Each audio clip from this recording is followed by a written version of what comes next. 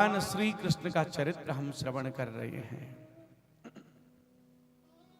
उपनिषद कहते हैं कृष्णस्तु भगवान स्वयं।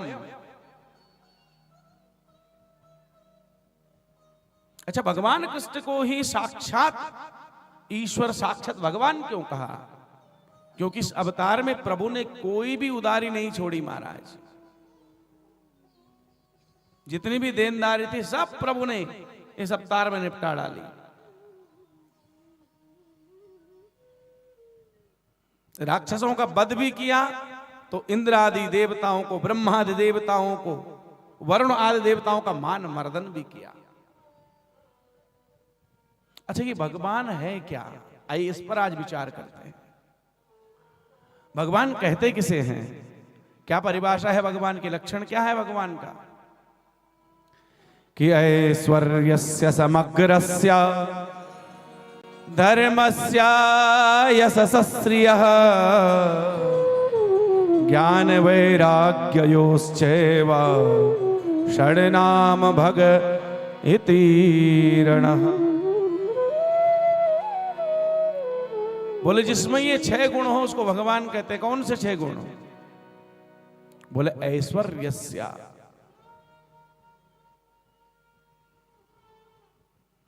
और देखिए, ऐश्वर्य केवल और केवल भगवान में ही है। हमका, आपका और हमारा ऐश्वर्य तो घटता और बढ़ता है महाराज। कई बार व्यक्ति जो है बात बात में कहता है, बोले महाराज क्या बताएं, बाल्यकाल तो हमारा बड़ा गरीबी में बीता, मेहनत करी महाराज, अब जो है सब आनंद हो गया है। पर भगवान का ऐश्वर्य बाल्यकाल में भी वैसे रहता है, तरुण में भी वैसे ही रहता है, क्योंकि वो घटता और बढ़ता नहीं है। तो संसारी जीव का ऐश्वर्य स्थायी नहीं है और भगवान का ऐश्वर्य जो स्थायी है। दूसरी बात क्या है? बोले धर्मस्य। अच्छा, आप हम लोगों की स्थिति क्या है? हम कभी अपने आप को धर्म के पक्ष में रखते हैं, कभी अधर्म के पक्ष में रखते हैं।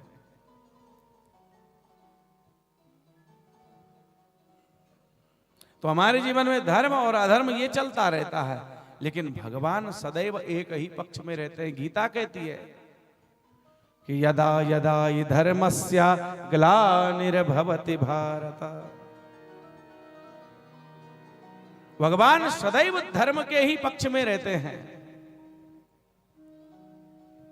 पर जीव के जीवन में धर्म और अधर्म घटता रहता है।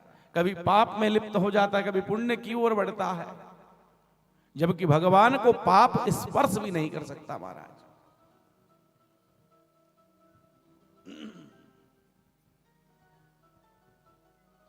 अच्छा, तीसरी बात क्या है? बोले यशसा।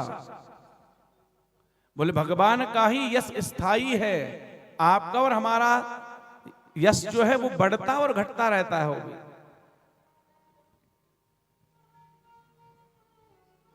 कभी तो जीवन में इतना सम्मान मिल गया महाराज, व्यक्ति फूले नहीं समाता है, और कभी कभी संसार में कुकर्म में लिप्त होकर के ऐसी बदनामी हो गई कि व्यक्ति कहता है, बोले भैया मेरी तो नाक ही कट गई, ऐसी औलाद मेरे घर में हुई, नाक ही कट गई, अब मैं बाहर भी नहीं निकल सकता।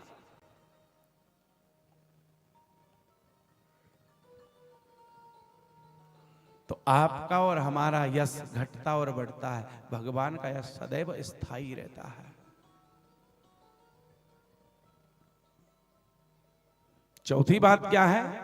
चौथी बात है श्रियः। आपकी और हमारी जो लक्ष्मी है, आपका और हमारा जो धन कोष है, वो घटता है और बढ़ता है महाराज, लेकिन भगवान का जो कोष खजाना वो स्थिर रहता है। अच्छा, एक विचित्र बात आपको बताऊं। आजकल जब हम ज्योतिषियों के पास जाते हैं ना, तो महाराज एक बहुत पुराना प्रश्न लेकर के जाते हैं, घिसा पेटा वही प्रश्न। कई सालों से हर एक व्यक्ति ज्योतिषी के पास इसी प्रश्न को लेके जाता है। क्या है वो प्रश्न? बोले महाराज आमदनी तो खूब है, लेकिन पैसा टिकता ही नहीं है। बोले आता तो बहुत है, लेकिन टिकता ही नहीं है। तो कोई समझदार व्यक्ति तो ऐसा प्रश्न नहीं कर सकते, ये मूर्खों का ही प्रश्न है। महाराज लक्ष्मी चंचला है, लक्ष्मी स्थिर रहती ही नहीं। लक्ष्मी शिव के पास नहीं टिकती है, ब्रह्मा के पास नहीं टिकती, इंद्र के पास नहीं टिकती, वरुण के पास नहीं टिकती, फिर हम कौन खेत की मूली है महाराज। लेकिन उसके बाद भी ज्योतिषी के पास यही कहेंगे, महाराज पैसा तो बहुत आ रहा है, टिक नहीं रहा है।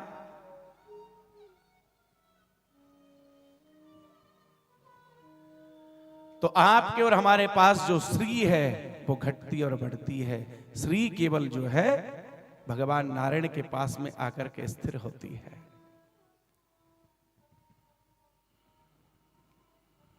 और महाराज पांचवा गुण क्या है? पांचवा गुण है ज्ञान। आपका और हमारा ज्ञान जो है घटता और बढ़ता है।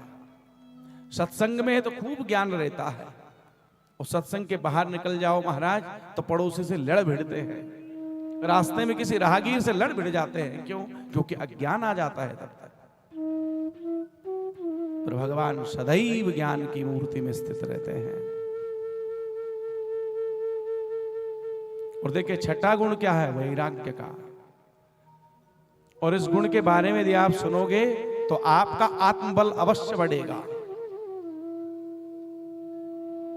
अच्छा देखिए, आपका और हमारा परिवार कितना है?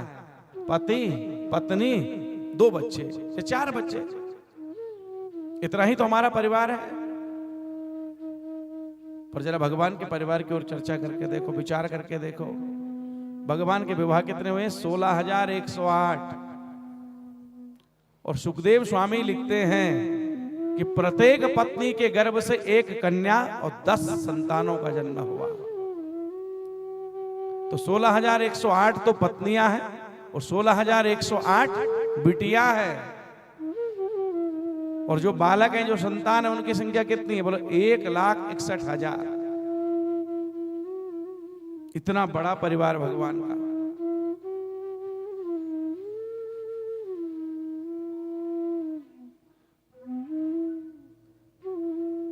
और इतने बड़े परिवार होने के बाद भी वैराग्य देखिए महाराज।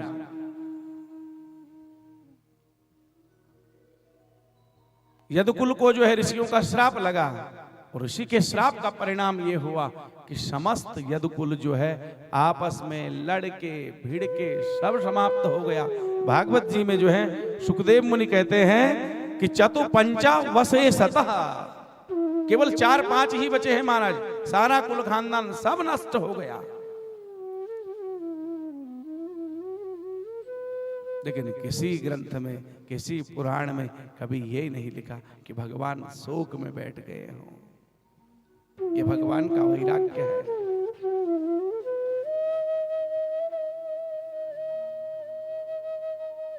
महाराज हम तो जो हैं कभी किसी चुनाव में हार जाएं, और चुनाव को जीतने के लिए 2-3 लाख रुपए यदि खर्च हो जाए, फिर देखो व्यक्ति की क्या हालत होती है। कई दिनों तक व्यक्ति उसी शोक में रहता है, उस शोक के चलते अस्वस्थ हो जाता है महाराज। व्यक्ति को ऐसे लगने लगता है कि जैसे जीवन का सार चला गया है। लेकिन भगवान का सारा परिवार प्रभु के सामने ही समाप्त हो गया, लेकिन कोई भी शोक नहीं। तो भगवान ऐश्वर्यवान है, धर्मशील है, यश है भगवान में, श्री है भगवान में, ज्ञान है और वैराग्य से युक्त है।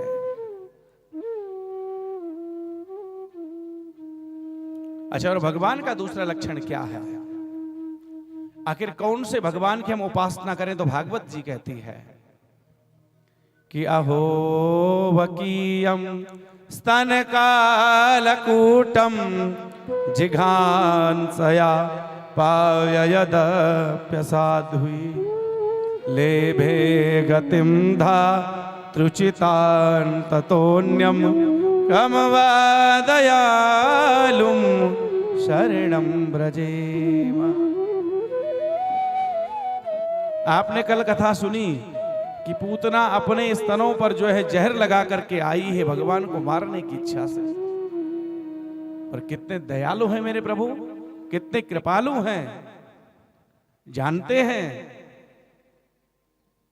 कि मौसी जी जहर लगा करके आई है, लेकिन कार्य तो मौसी जी वही करेगी जो एक मां करती है। मौसी का मतलब क्या होता? मां जैसी। बोले जब मां जैसी है तो मां जैसी गति मिलनी चाहिए। तो उस बकी पूतना को भी जो गति यशोदा को बाद में मिलनी है वो धात्रोचित गति प्रदान करते हैं।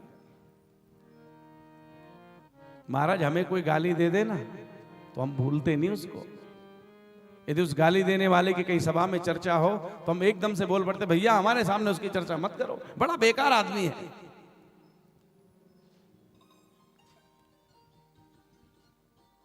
और कोई 1-2 लाख रुपए का हमें यदि गच्चा दे के चला जाए महाराज, वो हमारा परम शत्रु बन जाता है। और तब विचार करो कि कोई आपको सिकंजी में, नारियल पानी में यदि जहर पिला करके, हाँ मिला करके दे दे, तो जब गाली देने पर ये हाल है तो कोई आपको यदि जहर देने की भावना से आए तो क्या उसका आदर करोगे, सत्कार करोगे? लेकिन भगवान से सीखो। किसकी उपासना करें? बोले उपासना उसकी करें जो अपने शत्रु में अवगुण देखता ही नहीं है। और मेरे भगवान गुणग्राही है। एक गुण ऐसा निकाला महाराज। क्या गुण निकाला? बोले आई तो जो है जहर का स्तन का पान कराने आई है, लेकिन कार्य ये मां के जैसे ही करेगी, इसलिए धात्रोचित गति प्रदान कर दी।